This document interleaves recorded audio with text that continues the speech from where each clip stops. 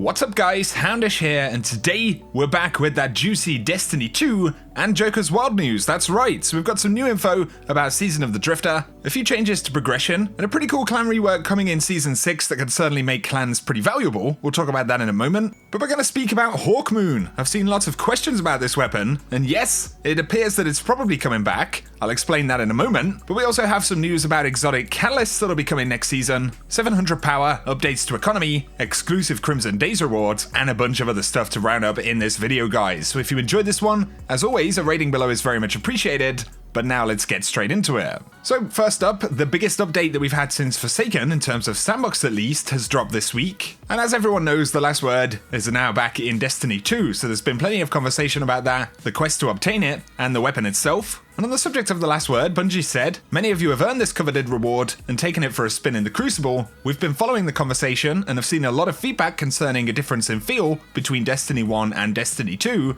and the team is currently looking into this." So Bungie are absolutely recognizing the feedback about the last word inside of Destiny 2, and whether the weapon feels as good as it did in Destiny 1. But of course, Bungie revealed that Thorn will absolutely be arriving in the next season as well. And I saw quite a lot of comments on the trailer and in comment sections about this, and questions about Hawkmoon.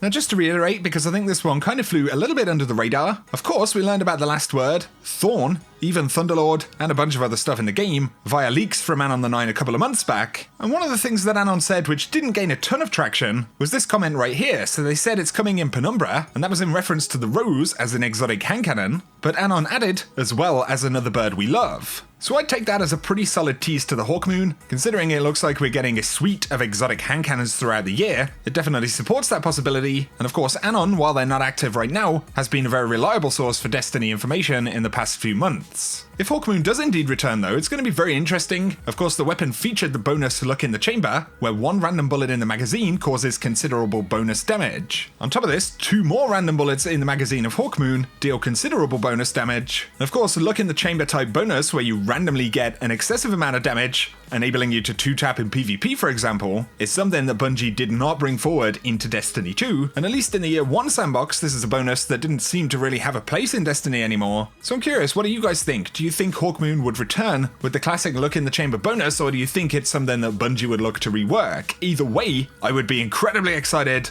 to pick up Hawkmoon inside of Destiny 2. It's personally always been one of my favorite Destiny weapons. So anyway, let me know your thoughts about that down below, guys. And of course, another interesting question would be about the Thorn itself and how that may return to Destiny 2. It's definitely going to be part of the story in Joker's Wild, so it seems like it will be a quest weapon, but it's also going to be interesting to see how lethal a weapon will be in the game in terms of PvP. I very much doubt we'll see the OG 2-tap Thorn. I mean, you never know, I suppose. However, I've always thought there'd be a really cool opportunity to use that damage over time to make a really strong PvE weapon as well. I'd love to see your thoughts on how Thorn may work out in Destiny 2 down below, guys.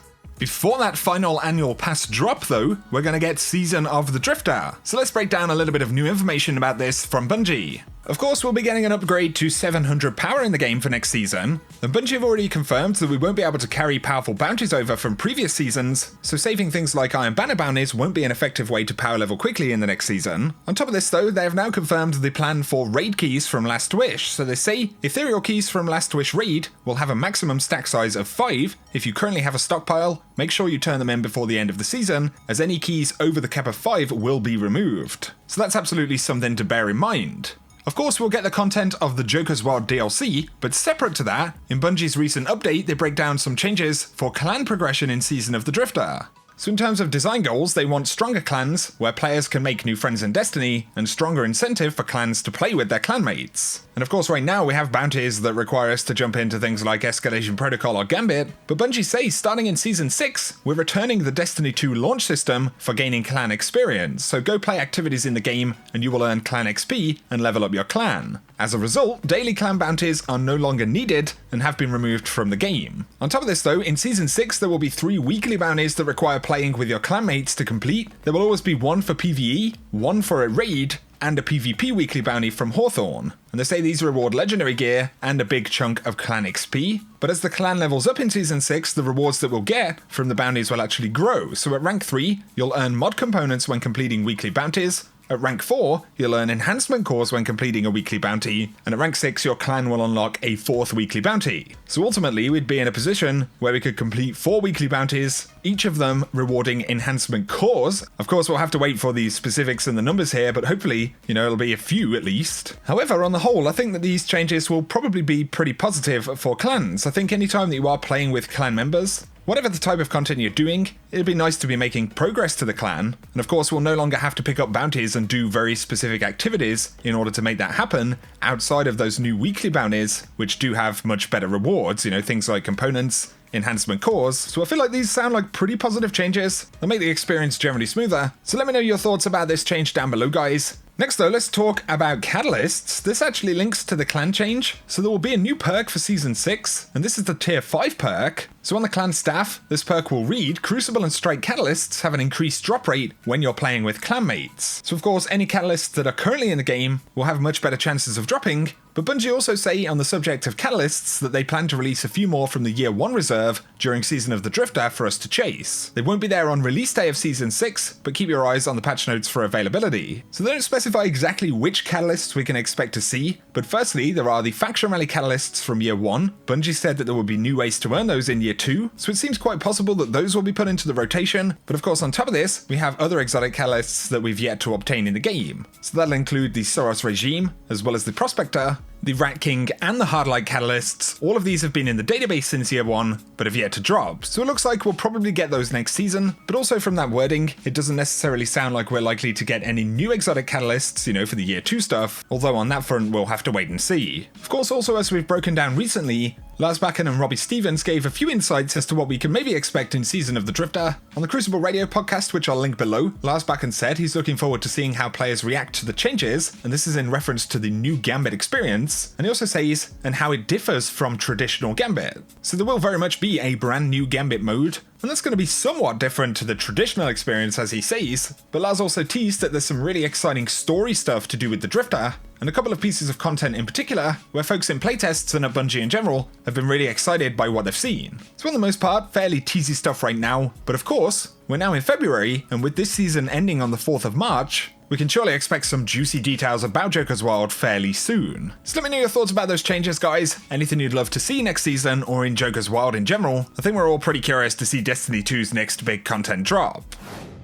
Now though, let's speak once again about Crimson Days. We've got a few additional details here. So there's a Crimson Days image that Jinza posted up right here, and it confirms that the new Crimson Days weapon reward, which is a bow called the Vow, will drop at 650 power level, and it appears there'll be some kind of Crucible quest to actually pick that up. On top of this though, there'll be confectionery hearts that we can earn, and we'll get these by completing Crimson Bounties and Crimson Days matches, and we can use these to earn new rewards. And by completing triumphs for Crimson Days, we'll be able to unlock the Sugary Shell, the kind of chocolate looking ghost shell that you can see right there. But there are a bunch of bounties that you'll be able to complete. Quite a few of these are specifically for PvE content as well, so 2 to Tango, complete a Nightfall in a fire team of 2, and for this you'll earn 75 confectionery hearts. And then there are bounties that you can also just do on a daily basis solo, like defeating enemies with a bow, and that will land you 15 confectionery hearts. And we can actually take confectionery hearts to Lord Shaxx for a warm-hearted gift. So you turn them into Shaxx and you get a chance to receive enhancement cores, mods, weapons, gear, and other resources. So that'll be pretty interesting. As always though, with an event, we can expect to see a couple of different bundles here. So we've got the Dressed to Thrill bundle, and this comes with the ornament Shot Through the Heart. This is for the Vow bow that we'll be able to pick up. There is also the Love Struck bundle though, and this comes with a new exotic ornament called Tiny Bow. So that'll probably be something that comes from Eververse, but it's good to know we'll be able to pick up cores and other stuff inside of the economy. That was certainly pretty useful inside of the Dawning event, so hopefully we'll get something similar for Crimson Days. Right then, quick player support report stuff here, guys. Mostly linked to this week's update, but also Season of the Forge. So known issues include Compound Ether and Unstable Radiolaria. Bungie have identified an issue with both of these materials not dropping, and they're looking to deploy a fix soon. They're also looking into issues causing weapon frames to go missing from player inventories. And for the Last Word quest, if you've experienced any issues with that, for the Temptation quest step, Bungie clarified to make progress on this step, a player must defeat other Guardians in the Crucible. Each time the player dies in the Crucible, they'll lose some progress towards completion. But for the Conversation mission, they're investigating player reports that they did not receive the Last Word exotic after completing the Conversation portion of the quest, and some players encountering this issue have reported that restarting the mission and progressing more slowly resolved the issue. So that's something to bear in mind if you are experiencing any problems there. Otherwise guys, for now, that is going to summarize today's video. So lots of information in this video guys. Let me know your thoughts below about the possible or likely return of Hawkmoon, any of the changes they're making as we go into Season of the Drifter. The clan stuff sounds pretty good. I'd be curious to hear your thoughts on the exotic catalysts as well, or any of the stuff related to the Valentine's event Crimson Days. But if you've enjoyed the video guys, a rating really helps me out down below. If you're new to the channel, be sure to hit subscribe and turn on those notifications if you want to keep up to date with everything related to Destiny 2. But for now, thanks as always for tuning in. Whatever you get up to, I'll catch you very soon.